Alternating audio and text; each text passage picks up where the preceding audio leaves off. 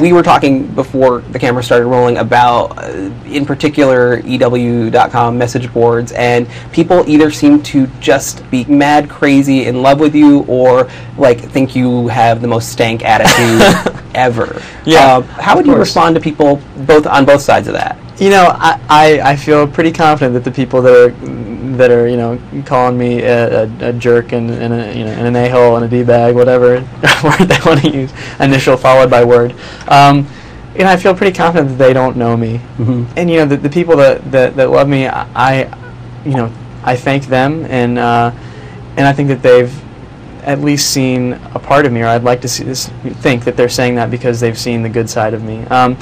You know, I think the thing with the internet is that people feel very comfortable, you know, under the cloak of anonymity, saying things that you would never ever say, or even not anonymity. But you know, the thing is that y'all. The reason why I watch y'all and I feel comfortable with y'all is that you do it in sort of a funny way.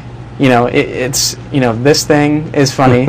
At the beginning, it didn't bother only me, it bothered everyone. Yeah. You know, everyone in that, because they tell us, you know, don't look at yourself online, and it's just a bad idea. Did you create a Google alert for yourself? Or? I didn't go that far. Okay. I didn't go that far.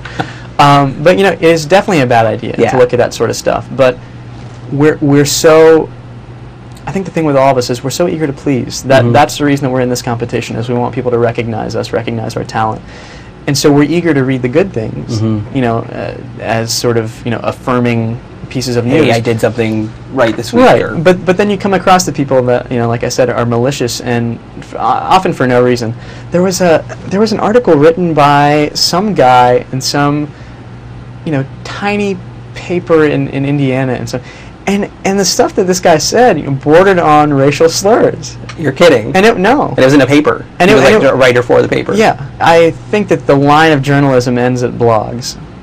You know, and then it becomes mob rule of a source of information. Yeah. You know, because like I said, people feel very comfortable saying this is the worst person ever, and I hate them, and they should die and get off the competition because they're useless. And it's like, you know what, dude or dudette, like, I'm going to put you on your own TV show that everyone watches, and you know, I'm not complaining because we signed up for the gig. That's the nature of the beast. It's just, it's disheartening.